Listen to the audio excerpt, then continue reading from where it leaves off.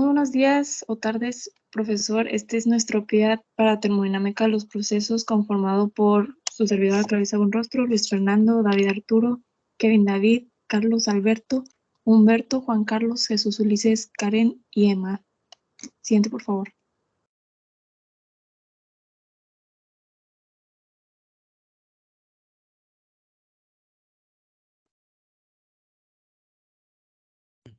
La aplicación del dióxido de carbono en diversos sectores industriales está relacionada con las propiedades químicas y físicas de la sustancia. Por ejemplo, en la industria química se utiliza, bueno, es partícipe de la síntesis de productos químicos artificiales y regula también la temperatura en las reacciones, por decir algunas. En metalurgia, precipita gases de escape y controla la dirección de flujo de agua al desviar las minas. También son solo algunos ejemplos y es bastante útil en la producción de papel.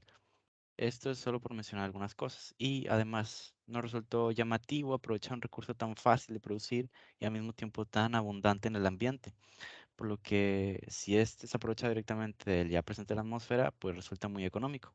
Entonces, esta es la razón por la que nos inclinamos por el dióxido de carbono como sustancia a analizar. Siguiente, por favor.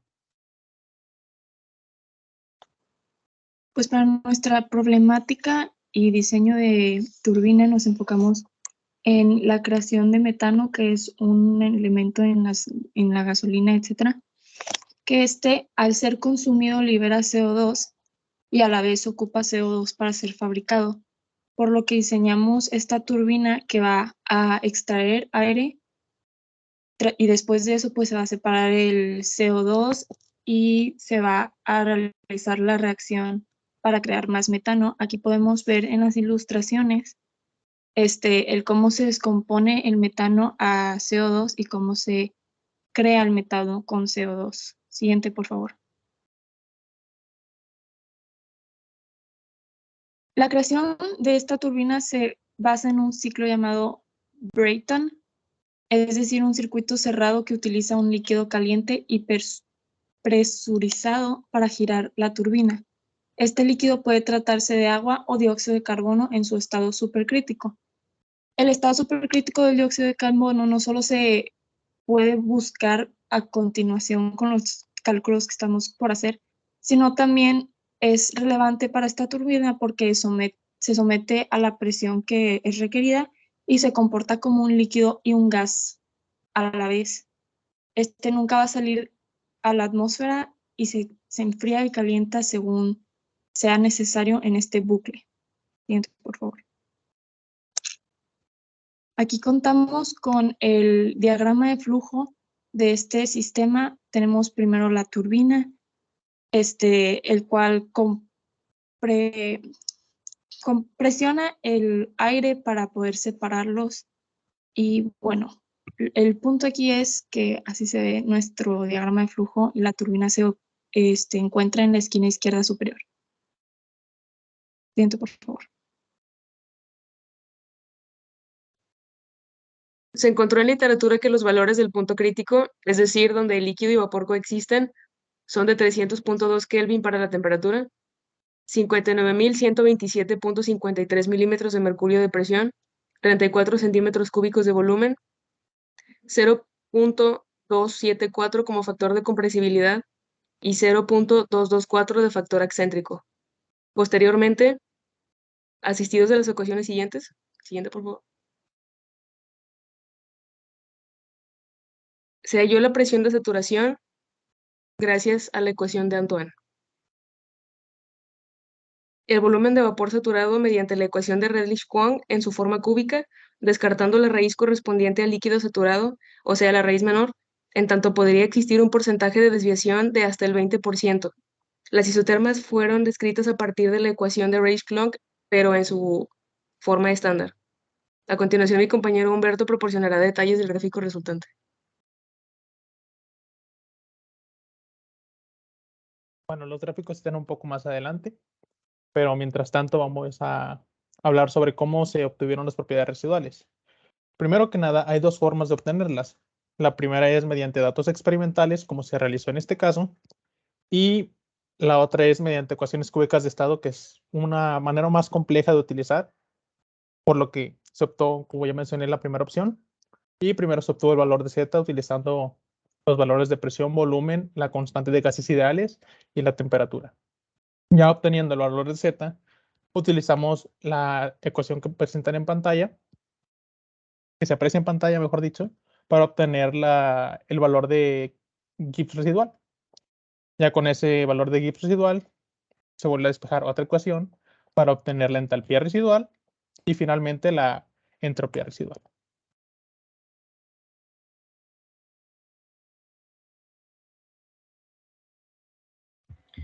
Bueno, yo les voy a hablar de este caso, en el cual los resultados obtenidos se obtuvieron mediante la fórmula mostrada en esta diapositiva, que puede ser reducida en la segunda ecuación. La ecuación esta nos dice que la entropía del gas ideal más el calor específico por el logaritmo de la temperatura sobre la temperatura inicial menos la constante R multiplicada por el logaritmo natural de la presión sobre la presión inicial más la entropía residual es igual a la entropía total. Se necesitó conocer estos dos últimos valores, donde la entropía de gas ideal se obtuvo con tablas y las residuales se calcularon como se mencionó anteriormente. Para el calor específico se asumió un valor de 7 medios de R, siendo R un valor de 62.364 milímetros de mercurio. Y pues con estos datos y fórmulas ya se obtuvieron los resultados de la entropía para cada uno de los casos.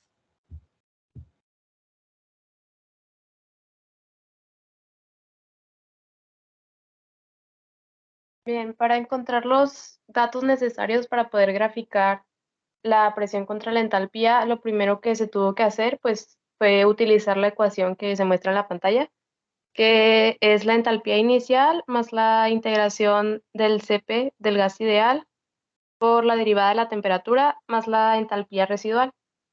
Entonces, en la ecuación de abajo, pues es la ecuación ya reducida, y seguido de esto, lo que se tuvo que hacer fue sustituir los valores que se obtuvieron en las tablas y en los cálculos anteriores, que son las entalpías residuales, la capacidad calorífica y las diferencias de temperaturas. Y pues ya en base a esos datos se logra realizar la tabla y la gráfica que corresponde a el logaritmo natural de la presión y la entalpía.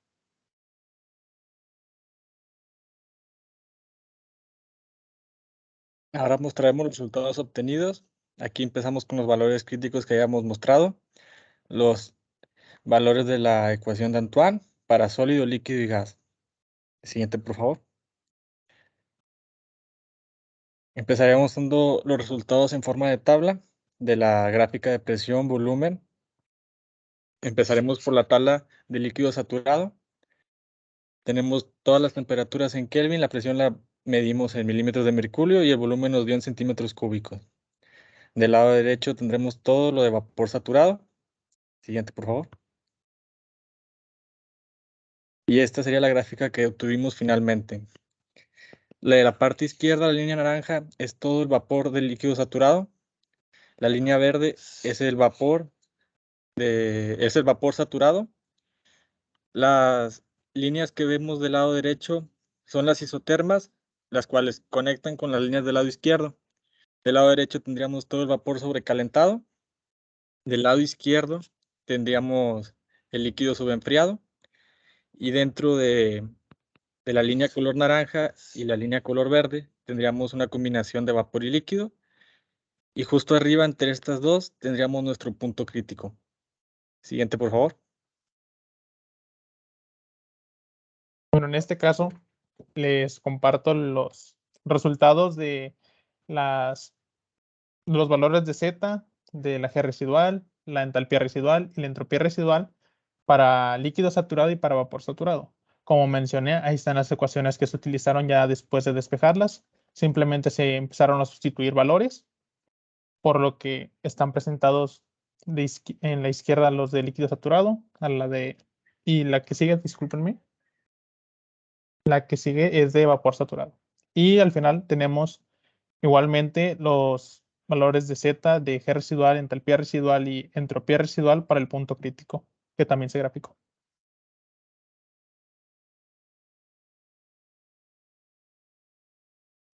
Bueno, pues aquí les voy a platicar acerca del logaritmo natural de la presión por la entalpía. Y pues como podemos ver, está aquí la fórmula que utilizamos, que ya había explicado con anterioridad mi compañera.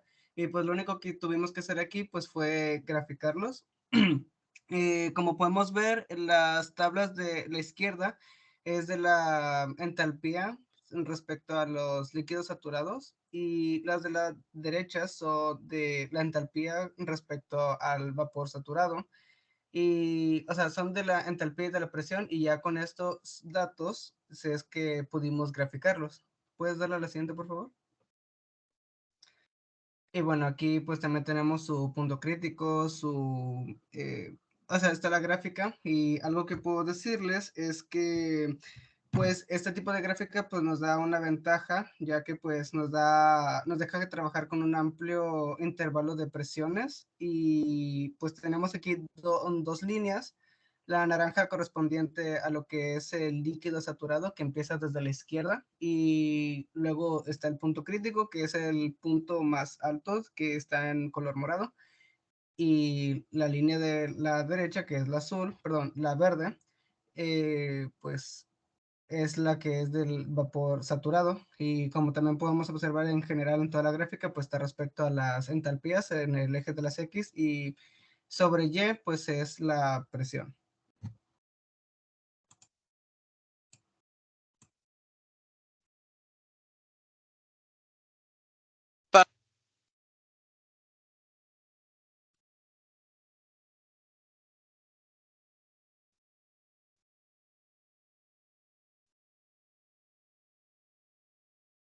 A ver, al parecer mi compañero Kevin está teniendo problemas con su micrófono. Kevin, ¿estás por ahí?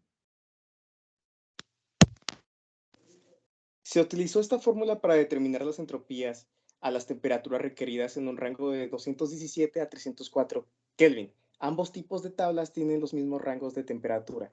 Esto en base a los datos previamente determinados y con las entropías de referencia encontradas en la literatura.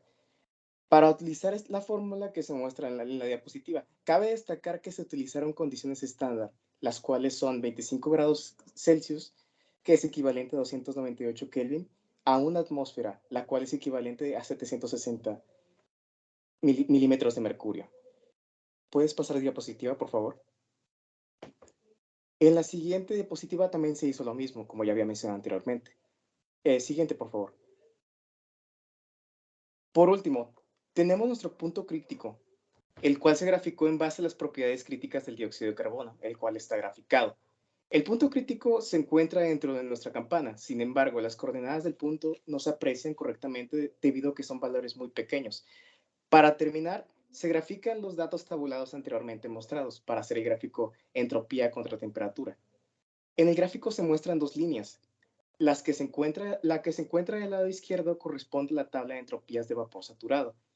Fueron las primeras tablas mostradas. Y la del lado derecho fue hecha en base a la tabla de entropía para líquido saturado. Gracias.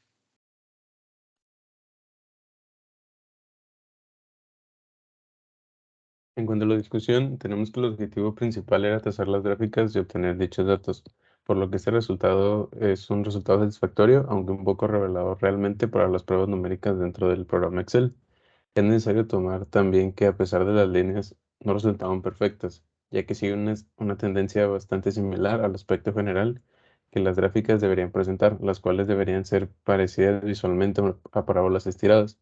Finalmente, nos es posible afirmar que la gráfica de presión contra volumen es 100% precisa y se observa la línea del punto crítico a la misma presión sobre las isotermas del líquido saturado y del vapor saturado. Siguiente. Gracias por su atención. Y estas son las referencias que usamos para este trabajo.